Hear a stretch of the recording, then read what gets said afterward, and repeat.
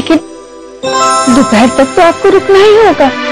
आज आपकी बेटी पूजा के बाद भोग बनाएगी और ठाकुर जी को राजभोग अर्पण करके तभी तो पूजा संपन्न होगी।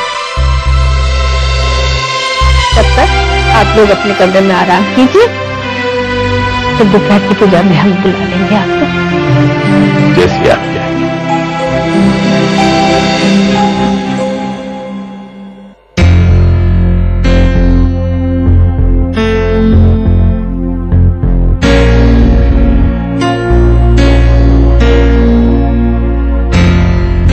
घर छोड़कर क्यों गई थी? ये आप पूछ रहे हैं? लिख तो दिया था मैंने।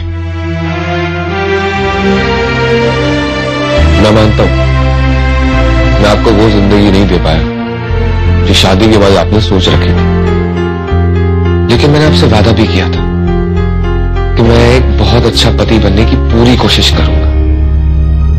अगर आपको कोई तकलीफ थी तो आपको मुझे बतानी चाहिए थी, मैं उसे सॉल्व करने की पूरी कोशिश करता, लेकिन आपने ऐसा नहीं किया। आप घर छोड़कर चली गई, वो भी ऐसे वक्त पर जब घर को आपकी बहुत जरूरत है। वाह, इतना सब कुछ हो जाने के बाद भी आपको सिर्फ इस घर की जरूरत का एहसास है? और हो भी क्यों ना, इस घर में मेरी अहमियत ही क्या है। सारे डिसीजंस, सारे निर्णय तो आप खुद ही ले रहे हैं। हर एक मैं हूं जिसने हर कदम समझौते किए हैं अपनी जिंदगी के साथ और अपने सपनों के साथ। कैसे सपने? फिल्म स्टार बनने का सपना।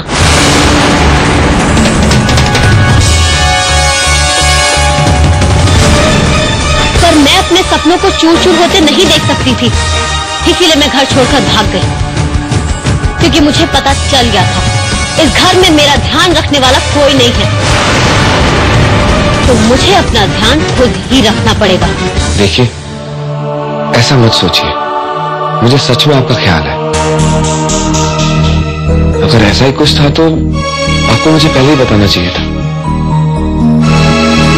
खैर, अब बहुत देर हो चुकी है।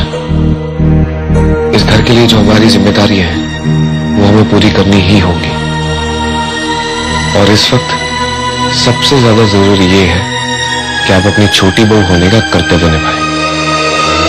अब तक तो हमने राधिका की मदद से घर वालों से बहुत कुछ छिपा लिया, और उनका ये एहसान मैं जिंदगी भर तक नहीं भूल सकता।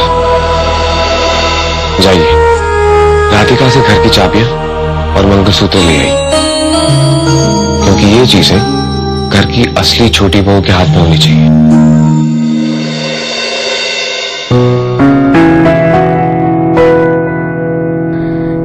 लगता है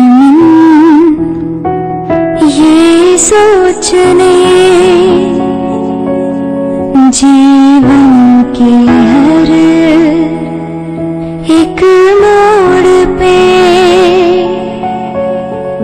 आधे आधे मिले आधे खो गए, हम जागे तो सपने सो गए, आधी आधी मिली सारी खुशी, मुस्कुराए ही थे चुप हो गए।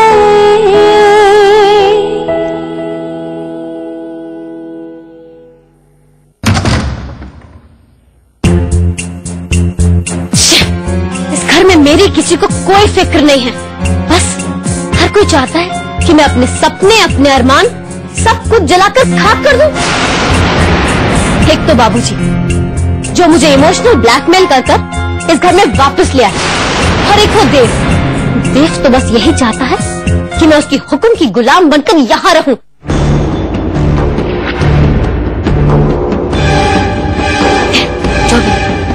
ला वो जंजीर दे मुझे, जल्दी ला।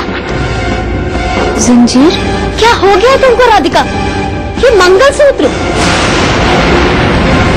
एक तो मृणालिनी ने मुझे टोक दिया है, ऊपर से वो देव को भी बस इस मंगलसूत्र की फिक्र है।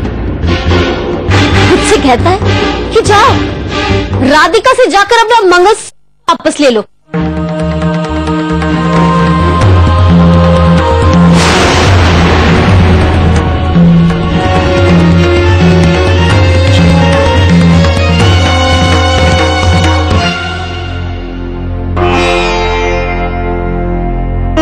तुझे जिंदगी से इतनी शिकायतें क्यों है?